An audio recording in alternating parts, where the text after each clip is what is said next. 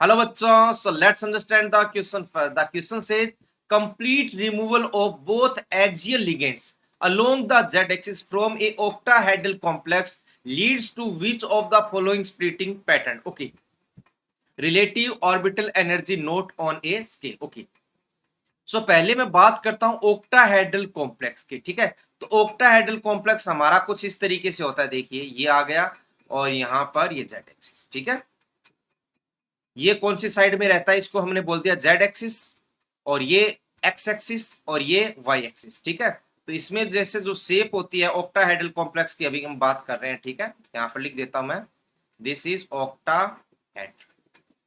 Octahedral की shape कुछ इस तरीके से रहती है जिसमें चार लिगेंड्स होते हैं वो एक प्लेन में रहते हैं, जिसके अंदर एक्स और वाई एक्सिस रहता है और जेड एक्सिस परपेंडिकुलर रहता है. तो उस केस में क्या होता है, इसकी जो स्प्लिटिंग होती है वो कुछ ऐसी होती है कि जो रिपल्सन ज्यादा लगता है वो किन्हें लगता है, एक्सियल ऑर्बिटल को लगता है. ठीक है ना, एक्सियल कौन से हो गए, एक्स भी है, वाई भी है, जेड भी है. तो इसमें इसके दो ऑर्बिटल्स आते हैं, d x square minus Y square and d z square.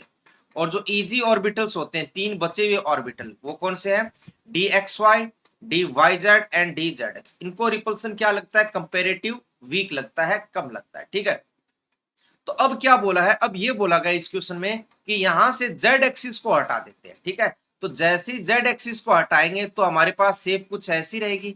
इसका मतलब यहां पर तो एक्स एक्सिस और ये वाई एक्सिस. ठीक है, तो इसका मतलब हुआ क्या, इसका मतलब ये हुआ कि यहां पर जो शेप बनेगी वो कैसी रहेगी, स्क्वेयर प्लेनर. इस शेप को क्या बोलते हैं, स्क्वेयर प्लेनर. ठीक है, अब क्वेश्चन आता है कि इसकी एनर्जी का जो पैटर्न है वो क्या रहने वाला है, कौन से ऑर्बिटल में सबसे ज्यादा एनर्जी लगेगी, मतलब सबसे ज्यादा रिपल्सन. जिस ऑर्बिटल को ज्यादा रिपल्सन लगेगा उसकी एनर्जी बढ़ जाती है. जैसे ऑक्टाहेड्रल में, ऑक्टाहेड्रल में लिगेंड एक्सियल पोजीशन पर होते हैं, इसलिए एक्सियल डी ऑर्बिटल को जबरदस्त रिपल्सन लगता है.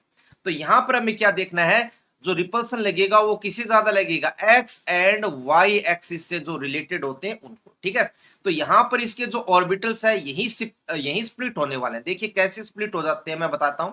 अब आप एक बात सोचिए, सबसे ज्यादा रिपल्सन किसको लगेगा, पहली बात वो एक्सियल होना चाहिए और दूसरी बात वो एक्स वाई एक्सिस में होना चाहिए. तो ऐसा केवल एक ही ऑर्बिटल है, वो कौन सा है, D x square minus Y square. So सबसे ज्यादा जो एनर्जी होगी, सॉरी यहां पर दो नहीं बनेंगे ऑर्बिटल, हमें कितने बनाने हैं, ओनली वन.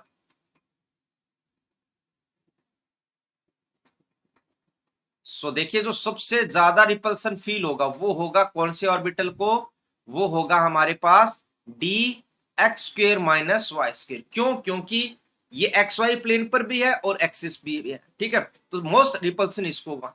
इसके बाद रिपल्सन किसका चाहिए, देखिए जितनी एनर्जी ऊपर जाएगी ऑर्बिटल जेड स्क्र हटाया उतनी ही एनर्जी नीचे जाएगी. तो यहां पर डी जेड स्क्र कुछ इस तरीके से पहुंच जाएगा. तो ये आ गया डी जेड स्क्र. अब देखिए यहां पर बात करते हैं d x y, y z and z x. इनमें ज्यादा रिपल्सन किसको लगेगा, क्योंकि हम square planar x y plane की बात कर रहे हैं, एक्स वाई प्लेन में जो होगा उसको रिपल्सन ज्यादा होगा. इसका मतलब जो डी एक्स वाई है, माना कि वो एक्सिस पर नहीं है लेकिन कम से कम एक्स और वाई के बीच में तो है, एक्स वाई प्लेन में तो है. इसका मतलब इसको रिपल्सन क्या होगा, यहां पर कंपेरेटिव ज्यादा लगेगा और इसकी एनर्जी एक फैक्टर से बढ़ जाएगी. तो यहां पर आ जाएगा हमारे पास डी एक्स वाई ऑर्बिटल. और वाई जेड और जेड एक्स सिमिलर है क्योंकि एक का वाई कॉन्टेक्ट में है, एक का एक्स कॉन्टेक्ट में है, और जेड दोनों का कॉन्टेक्ट में नहीं है. ठीक है, तो जितनी एनर्जी ऊपर बढ़ी है उतनी हमें पता है ना कि नीचे जाती है. तो यहां पर आ जाएगा क्या, d x y and d x y होगा, सॉरी एक्स वाई नहीं आएगा, यहां पर क्या आ जाएगा, दोबारा से बता देता हूं, एक मिनट, ये इरेज किया. ओके, नीट एंड क्लीन चलना है हमें. तो यहां पर देखिए हमारे पास एक आ तो आ जाएगा डी वाई जेड और एक आ जाएगा डी जेड एक्स. तो ये ओवरऑल एनर्जी का यहां पर ऑर्डर हो जाएगा, क्या, ये एनर्जी का ऑर्डर हो जाएगा. दोबारा सुने, ध्यान से सुने, एकदम मस्त हो गए, सुने, है ना. तो दोबारा से देखिए, ये हमारे पास ऑक्टाहेड्रल कॉम्प्लेक्स था, एक्सियल डी ऑर्बिटल को ज्यादा रिपल्सन लगा, d x square minus Y square d z square की एनर्जी बढ़ गई क्योंकि एक्सिस पर प्रेजेंट है.